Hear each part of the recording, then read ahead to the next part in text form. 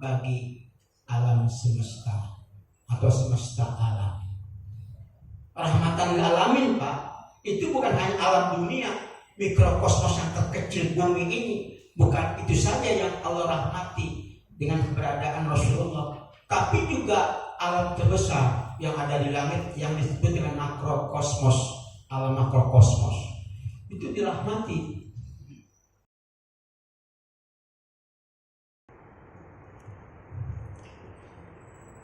Mari kita buka Al-Qur'annya, surat Al-Ahzab ayat 21.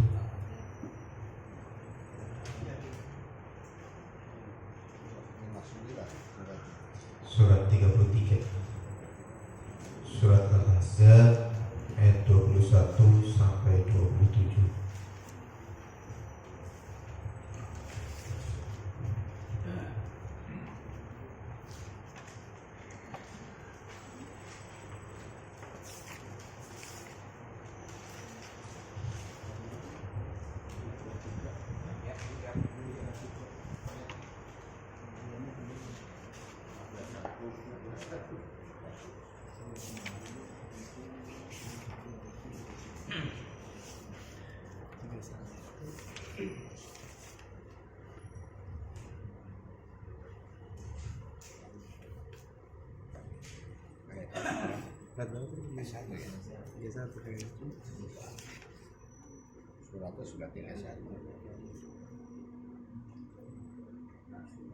Sudah ketemu?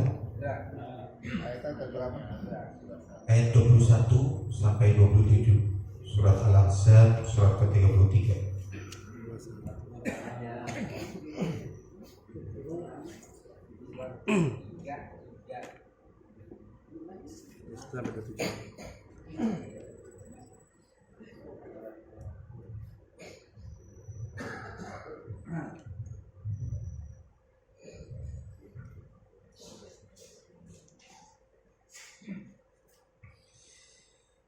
Mari kita baca bersama-sama. A'udzu billahi minasy syaithanir rajim. Bismillahirrahmanirrahim. Laqad kana lakum fi rasulillahi uswatun hasanatun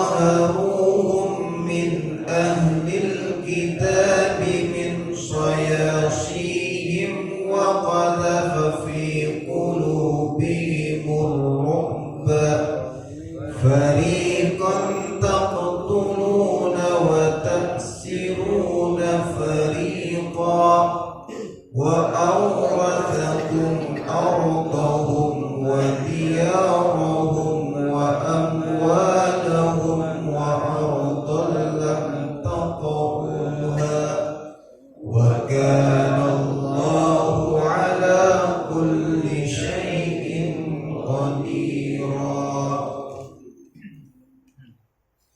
Sungguh telah ada pada diri Rasulullah itu suri teladan yang baik bagimu, itu bagi orang yang mengharap rahmat Allah dan kedatangan hari kiamat dan yang banyak mengingat Allah. Dan ketika orang-orang mukmin melihat golongan-golongan yang bersekutu itu, mereka berkata, inilah yang dijanjikan Allah dan Rasul-Nya kepada kita, dan benarlah Allah dan Rasul-Nya, dan yang demikian itu menambah keimanan dan keislaman mereka.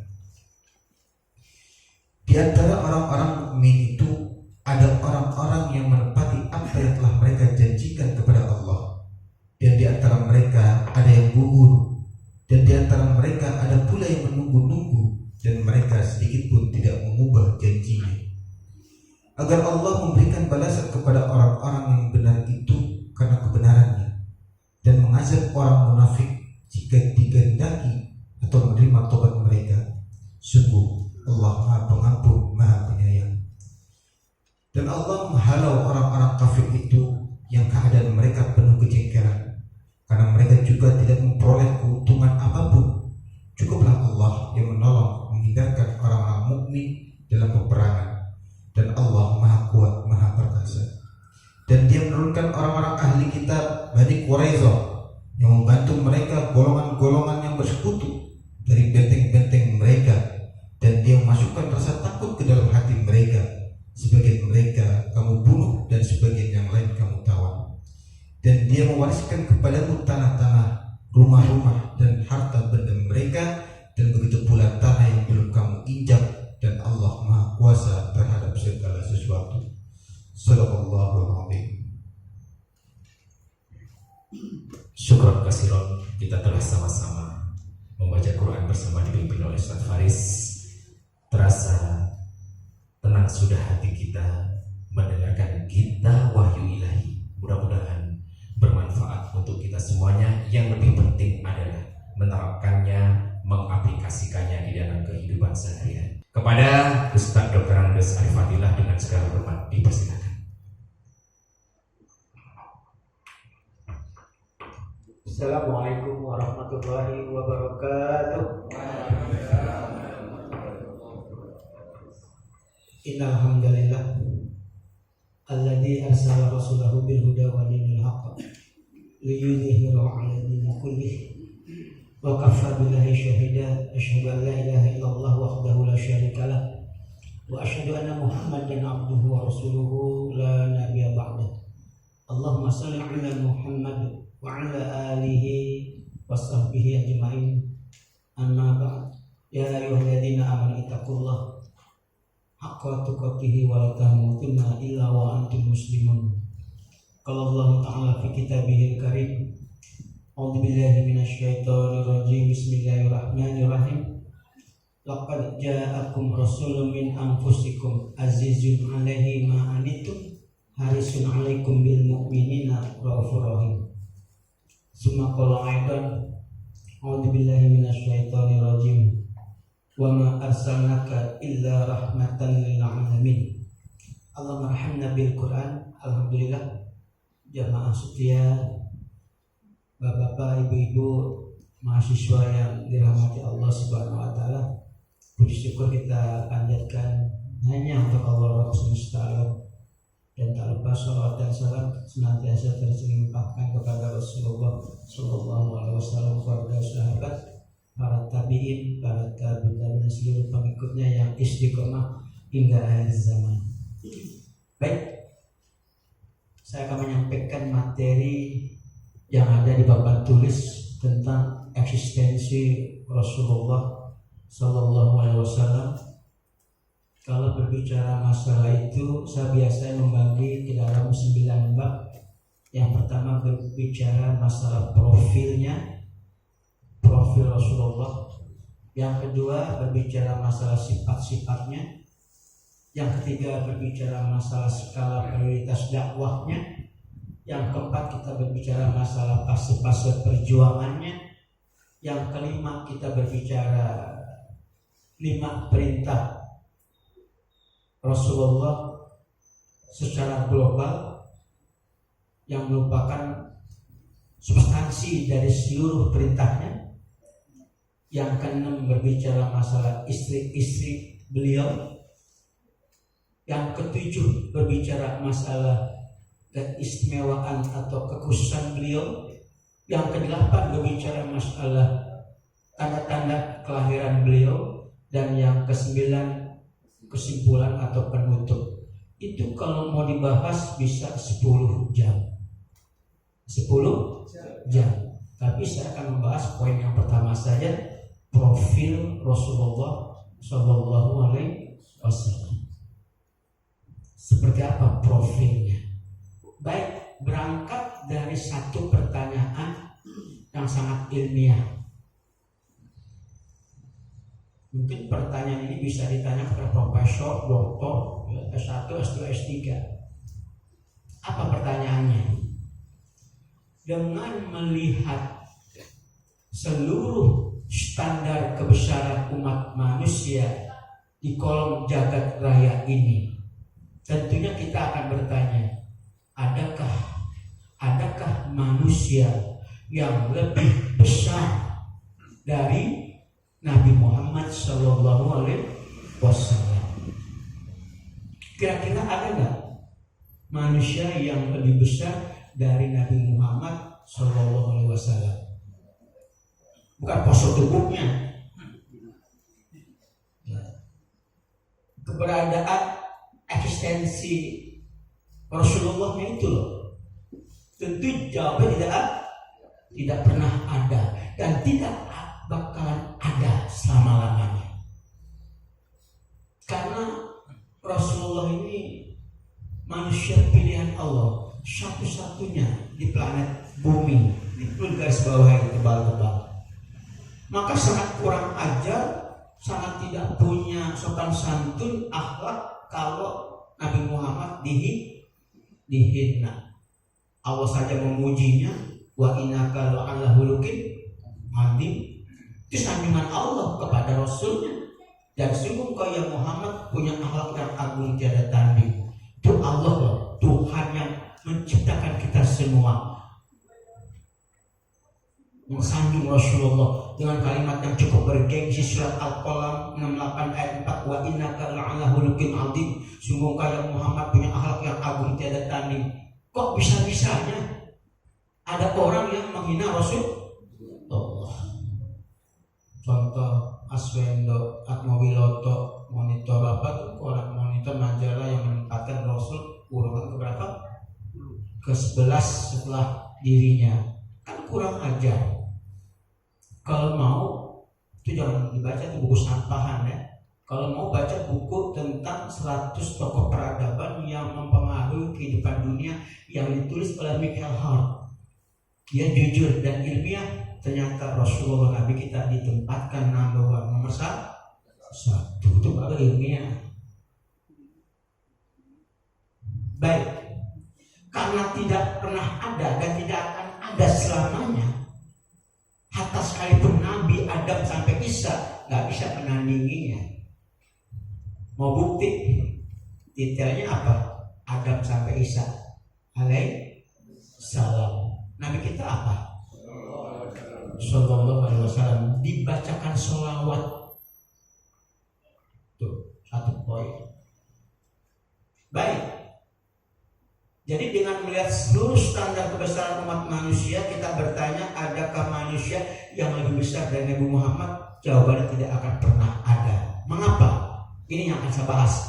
Karena beliau itu punya profil 11 poin dalam Al-Quran.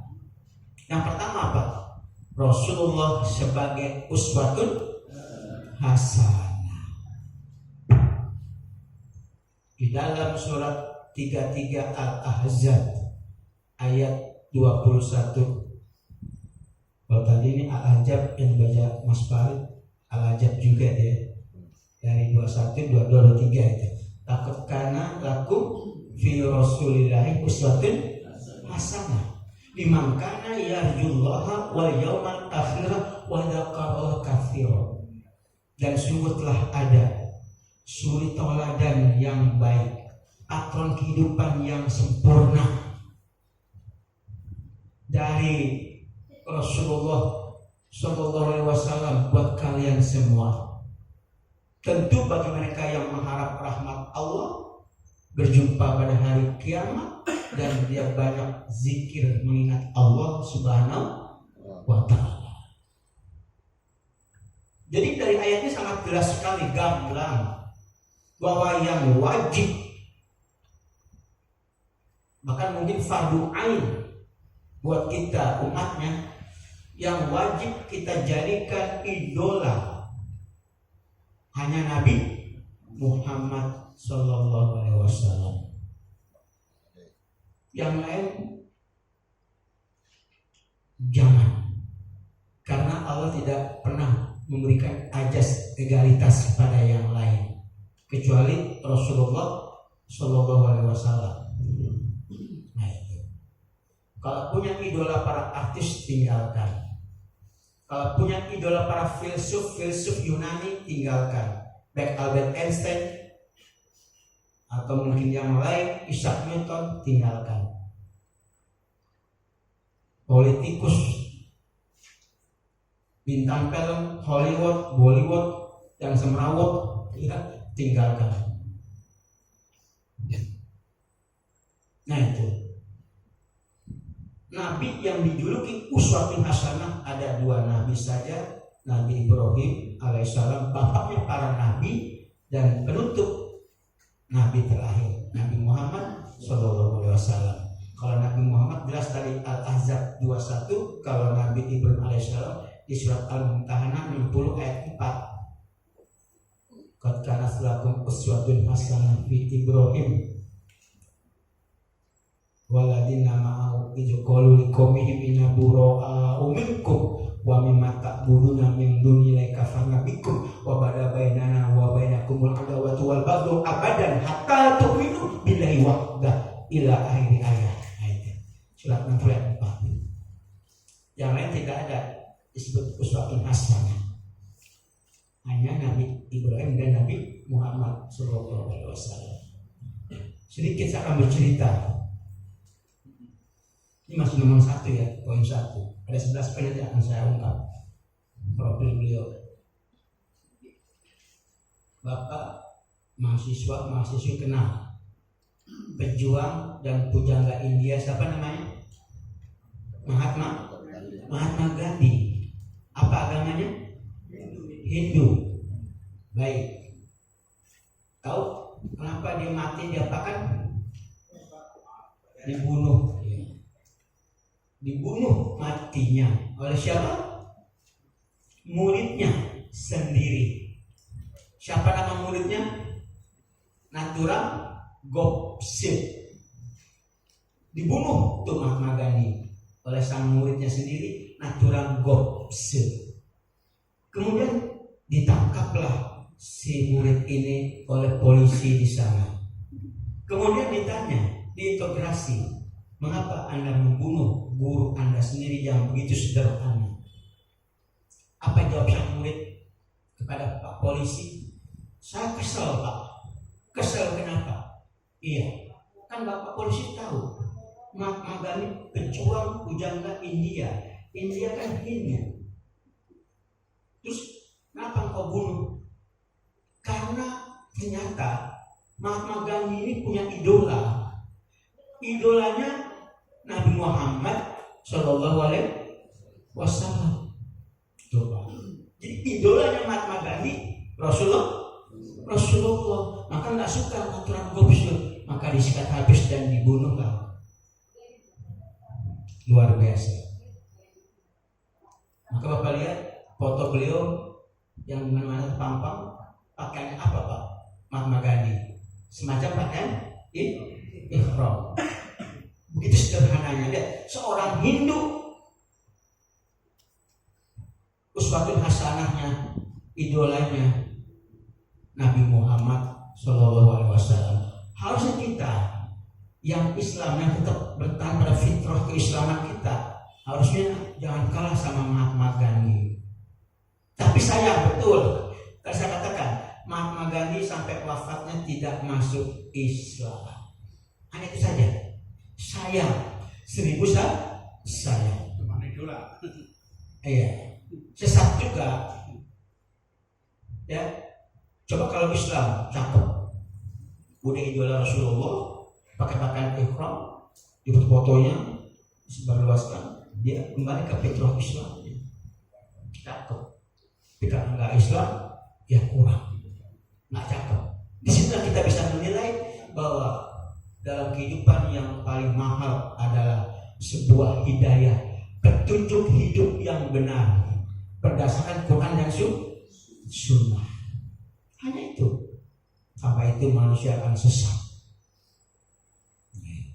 Tuh profil beliau yang pertama yang menyebabkan beliau tidak bisa ditandingi oleh para manusia-manusia hebat di dunia ini. Kemudian yang kedua, statement, kaul, perkataannya dan fi'liyahnya, perbuatannya, actionnya merupakan cerminan wahyu Al-Quran. Ini manusia wahyu, Pak.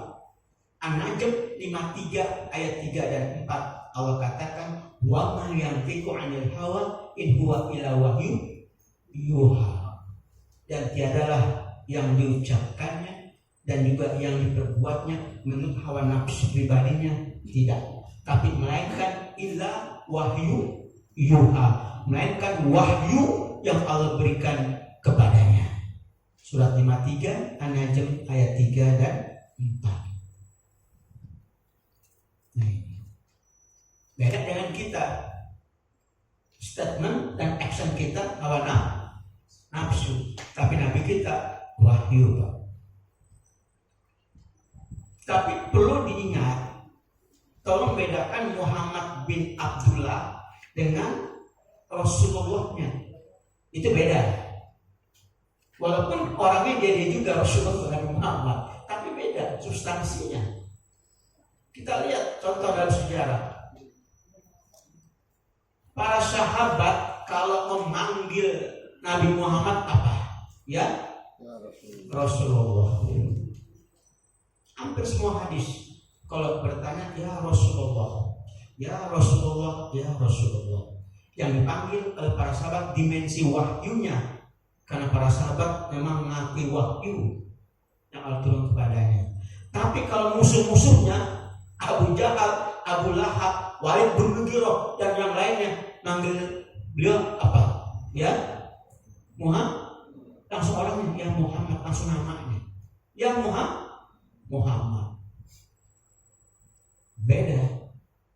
Saya nggak pernah lihat para musuh-musuh yang seperti level Abu Lahab, Abu Jahal, Walid bin Mughirah manggil Nabi Muhammad ya Rasulullah, tapi ya Muhammad. Beda dengan para sahabat ya Rasulullah. Ini menandakan kalau sahabat menerima dimensi wahyu yang Allah berikan kepadanya, tapi para musuh-musuhnya tidak mengakui wahyu. Tolong bedakan. Jadi keistimewaan Nabi Muhammad karena Rasul wahyunya, ila wahyu yuha tadi. Maka ketika kejadian yaitu perang Ahzab, perang bersekutu, waktu itu kaum muslimin di Madinah dikeroyok oleh dua pasukan Yahudi dan kafir Quraisy. Maka arsitek perang Ahzab bernama siapa? Salman Al-Farisi. Ketika itu Rasulullah Nabi Muhammad punya ide, tapi pada Salman ditanya, ide ini maaf ya Rasulullah, apakah ide Muhammad bin Abdullah? ini dimensi wahyunya, rasulnya, ide ini, gagasan ini. Maka ketika itu Nabi Muhammad menjawab, ya ini jawaban Abdullah, Muhammad bin Abdullahnya, bukan Rasulnya. Artinya bukan dimensi wahyunya Pak. Maka Salman Al-Farisi akhirnya lebih lanjut ngomong ke Rasulullah, kalau begitu saya punya ide yang cukup bagus dari Rasulullah. Apa itu? Kita buat parit lubang yang sangat besar, dalam, panjang, lebar, luas, agar musuh tidak mudah menyerang kita, terhalang oleh parit. Akhirnya Salman Al-Farisi gagasannya diterima oleh Rasulullah. Dia bijak juga Rasulullah Pak. Gak lantas seorang Rasul kalau dia bukan dimensi wahyu ya sahabat berani. Tapi kalau dimensi wahyunya pasti para sahabat samina watona dengan dan taat. Tapi kalau ini karena pribadinya maka usul Salman Al-Farisi. Nah ini salah satu kasus yang pernah terjadi dalam sejarah Islam. Baik, itu yang kedua. Kemudian yang ketiga, karena statement dan action yang merupakan cerminan dari wahyu Al-Quran yang Allah berikan kepadanya, maka otomatis profil yang ketiga beliau adalah akhlaknya Al-Quran. Akhlak itu yang meliputi perkataan, perbuatan, dan diamnya, takwil. Itu Al-Quran, akhlak beliau. Tadi saya katakan dalam Al-Qalam 68 ayat 4, wa innaka la'ala khuluqin azim. Dan sungguh kau ya Muhammad punya akhlak yang agung, yang sangat besar, tiada tandingnya. Nah ini, itu luar biasa karena Allah langsung yang menyanjungnya, Tuhannya. Hamba Allah berbahagia.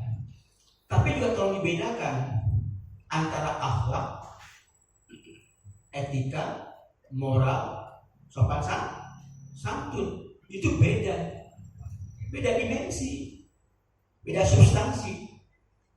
Kalau akhlak itu adalah barometer atau rujukannya wahyu Al-Quran, akhlak. Tapi kalau etika, moral, sopan santun itu rujukannya adat istiadat atau budaya daerah masing-masing. Tentu berbeda. Kalau orang Sunda sering bilang pamali, pamali. Atau mungkin yang bahasa nih. Kalau orang Jawa, kalau makan halusnya apa bahasanya? Dahar. Itu halus Jawa. Tapi orang Sunda bukan dahar. Apa? Tuang yang halus. Ya kan? Itu perbedaan. Ya. Menyikapi sopan santun bahasa berbeda. Rujukannya karena budaya masing-masing daerah. Nah, ketemu. Tapi kalau akhlak itu udah pasti rujukan barometernya hanya Al-Quranul Karim. Ya. Firman Allah yang maha mulia. Makanya Rasul mengatakan innama bu'istu liutamima makarimal akhlak. Sesungguhnya aku diutus oleh Allah untuk menyempurnakan akhlak, memperbaiki sekaligus menyempurnakan akhlak dengan Al-Quran metodenya. Tanpa Al-Quran akhlak tidak akan benar. Akhlak pribadi, akhlak keluarga, akhlak lingkungan, akhlak negara, dan akhlak dunia tanpa Al-Quran rujukannya kacau, amburadul, error.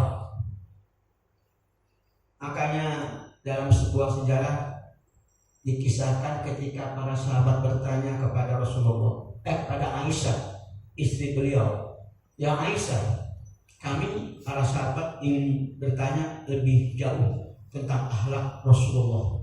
Apa jawab Aisyah? Kana khuluquhul Quran.